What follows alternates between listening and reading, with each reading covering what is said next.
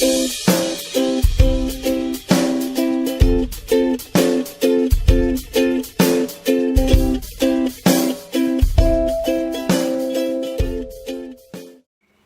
Friends, தம்தம் கிச்சனுக்கு உங்களை அன்போட வரவேற்கிறேன். இன்றைக்கி வந்து உங்களுக்கு ஒரு சூப்பரான ரெசிபி சோயா ஃப்ரை இது எப்படி பண்ணலான்னு பார்க்கலாம். ஃப்ரெண்ட்ஸ், நான் ஒரு கடாயில் ஒரு 2 டேபிள் ஸ்பூன் அளவுக்கு ஆயில் விட்டுருக்கேன். அது கொஞ்சம் சூடாகிடுச்சு. இப்போ வந்து நான் தாளிக்கிறதுக்கு இதோட கடுகு சேர்த்துக்கிறேன்.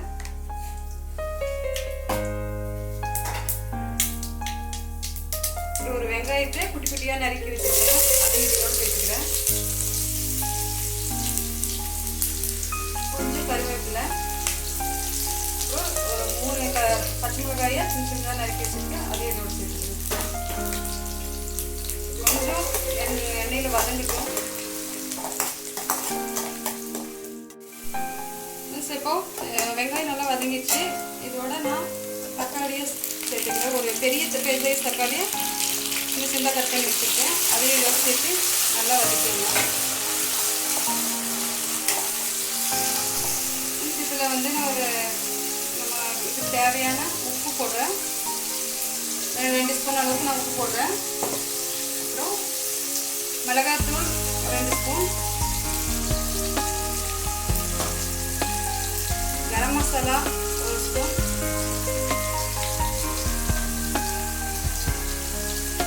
மஞ்சள் ஒரு 1/2 ஸ்பூன் போடுறேன். கொஞ்சம் நல்லா வதக்கிட்டு வதக்கி விட்டுட்டு நான் வந்து இந்த சோயா வந்து நல்லா சுடு தண்ணியில் ஊற வச்சுருக்கேன். ஒரு 10 நிமிஷம் ஊற வச்சுட்டு இது நல்லா ஊறிடுச்சு. அதுக்கப்புறம் நம்ம பச்சை தண்ணியில் ஒரு டைம் கழுவிட்டு நம்ம எடுத்து வச்சுருக்கேன். இதை வந்து நான் இதோடு சேர்த்துக்கிறேன்.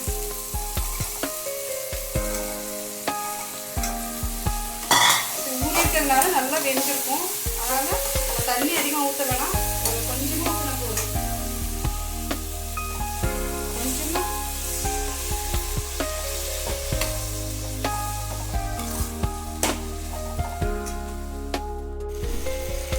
நல்லா வதங்கிட்டு இருக்கு.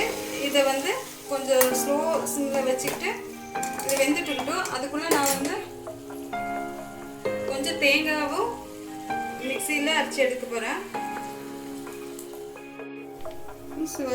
கொஞ்சமாக ஒரு பெரிய டேபிள் ஸ்பூனில் ஒரு 2 ஸ்பூன் அளவுக்கு தேங்காய் எடுத்துட்டு சின்ன ஸ்பூனில் 1 ஸ்பூன் அளவுக்கு சோம்பு இது கூட சேர்த்துக்கலாம். இது ரெண்டையும் நல்லா திக்காக, தண்ணி அதிகமாக ஊற்றாமல் திக்காக போட்டு அரைச்சி எடுத்துக்கலாம்.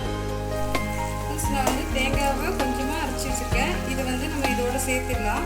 சேர்த்துட்டு அந்த தண்ணியெல்லாம் நல்லா வத்துற அளவுக்கு கொஞ்சம் நேரம் இது வதங்கணும். இப்போ நல்லா தண்ணி நம்ம தேங்காய் ஊற்றில் கொஞ்சம் தண்ணியும் அதில் முதல்ல இருந்த தண்ணி எல்லாமே வற்றி சூப்பராக ஃப்ரை ஆகிடுச்சு. இப்போ நம்ம ஸ்டவ் ஆஃப் பண்ணிவிட்டு கொஞ்சம் கொத்தமல்லி எல்லாம் தூவிட்டு இதை இறக்கிடலாம். சூப்பரான 5 நிமிஷத்தில் முடிகிற சோயா ஃப்ரை நீங்களும் செஞ்சு பாருங்கள். சூப்பராக இருக்கும். சூப்பரான சோயா ஃப்ரை ரெடி ஆயிடுச்சு. இது உங்களுக்கு பிடிச்சிருந்ததுன்னா லைக் பண்ணுங்கள், ஷேர் பண்ணுங்கள், மறக்காமல் சப்ஸ்கிரைப் பண்ணுங்கள், பக்கத்தில் இருக்கிற பெல் ஐக்கானையும் கிளிக் பண்ணுங்கள். இது ஏதாவது டவுட் இருந்துச்சுன்னா எனக்கு கமெண்ட் பாக்ஸில் கமெண்ட் பண்ணுங்கள். ஓகே, தேங்க்யூ, பாய்.